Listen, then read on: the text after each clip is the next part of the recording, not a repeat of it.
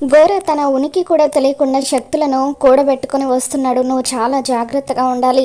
నువ్వు ఇక్కడ ఉండాలనుకుంటే జరగబోయే వాటిని ఎదుర్కోవాలని చెప్పి గుప్తా ఆరుని హెచ్చరిస్తూ ఉంటాడు. మరోపక్క మనోహరి బాగి తనకు చేసిన అవమానాన్ని పదే పదే గుర్తు చేసుకుంటూ తన మీద కోపంతో రగిలిపోతూ ఉంటుంది. అసలు దీనంతటికీ కారణం ఆ అరుంధతి. అదే కనుక తన చెల్లెల్ని అమర్ జీవితంలోకి తీసుకొచ్చి ఉండకపోతే ఆ రోజు అమర్ నా మెడలో తాళి కట్టేవాడు. ఈ పాటికి నేను అమర్తో కలిసి సంతోషంగా జీవించి ఉండేదాన్ని అని చెప్పి మనోహరి వెంటనే బాబ్జీకి ఫోన్ చేస్తుంది. ఈవిడేంటి ఇప్పుడు ఫోన్ చేస్తుంది గోర గురించి అడగడానికి అని చెప్పి. ఇక గోర ఎక్కడికి వెళ్ళిపోయాడో నాకు తెలియదు మేడం. చెట్ల వెంట పుట్టల వెంట ఆ గోర కోసం వెతుకుతున్నాను, ఏమీ తెలియలేదు అని అంటూ ఉంటే, నేను ఇప్పుడు గోర గురించి నీకు ఫోన్ చేయలేదు, నువ్వు ఒక పని చేయాలి, అందుకు నేను నీకు 5 లక్షలు ఇస్తానని మనోహరి అనగానే, చెప్పండి మేడం ఏం చేయాలని బాబ్జీ అడుగుతాడు. ఒకరి మీదకు లారీ ఎక్కించాలి, అదెవరో కాదు ఆ మిస్సమ్మ అరుంధతిని చంపేసినట్టుగానే యాక్సిడెంట్ చేసి ఆ బాగీని చంపేయాలి అని మనోహరి అంటూ ఉంటుంది.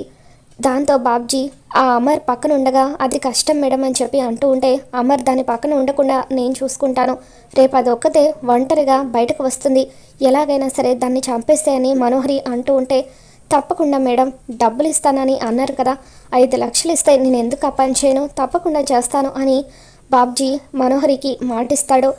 మరోపక్క అమర్ ఒంటరిగా తన గదిలో కూర్చొని బోర్గా ఫీల్ అవుతూ ఉంటాడు. అప్పుడు పిల్లల దగ్గరికి బాగి వచ్చి ఏం చేస్తున్నారని అడుగుతూ ఉంటే, హోంవర్క్ చేసుకుంటున్నామని చెప్పి వాళ్ళు అంటూ ఉంటారు.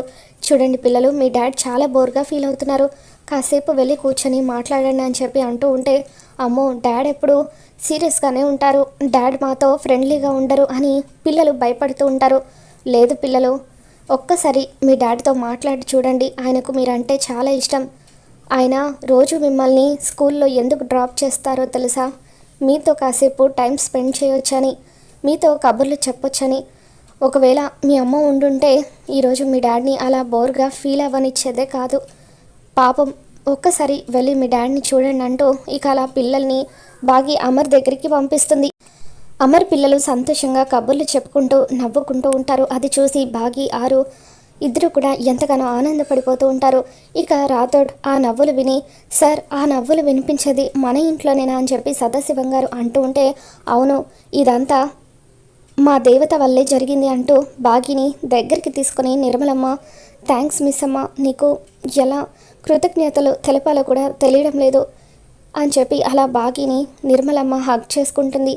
నువ్వు ఈ ఇల్లు కోల్పోయిన సంతోషాన్ని తీసుకొచ్చావని ఇన్ని రోజులుగా అనుకున్నాము, కానీ నా కొడుకు జీవితంలో సంతోషాన్ని నింపుతున్నావని ఇప్పుడే మాకు అర్థమైంది అంటూ పిల్లలకు అమర్కి మధ్య తెలియని దూరం ఏర్పడింది. ఇప్పుడు ఆ దూరాన్ని నువ్వు దగ్గర చేశావు, నువ్వు నిజంగా ఈ ఇంటి దేవతవు, నువ్వు రావడం వల్లే ఈ ఇల్లు మళ్ళీ నవ్వులతో కలకల్లాడుతుంది అంటూ అలా నిర్మలమ్మ, సదాశివం గారు, రాథోడ్ వీళ్ళంతా కూడా బాగిని పొగుడుతుంటే, అత్తయ్య గారు మీరు నన్ను మరీ ఎక్కువగా పొగుడుతున్నారు, అక్క ఉన్నా కూడా ఇదే కదా చేసేది, అక్క చేసే పని నేను చేస్తున్నాను అని చెప్పి మీ అందరి కోసం నేను కాఫీ తీసుకుని వస్తాను అంటూ అలా బాగి కిచెన్లోకి వెళ్తుంది. మిస్సమ్మ వల్లే మళ్ళీ ఇల్లు కలకల్లాడుతుంది, మిస్సమ్మ సార్ మొహంలో చిరునవ్వుని తీసుకొచ్చింది అని చెప్పి అలా రాథోడ్ బాగిని పొగుడుతూ ఉంటాడు. మొత్తానికలా బాగి అయితే పిల్లల్ని అమర్ని దగ్గర చేస్తుంది. మరి ఈ వీడియో మీకు నచ్చినట్లయితే తప్పకుండా లైక్ చేయండి.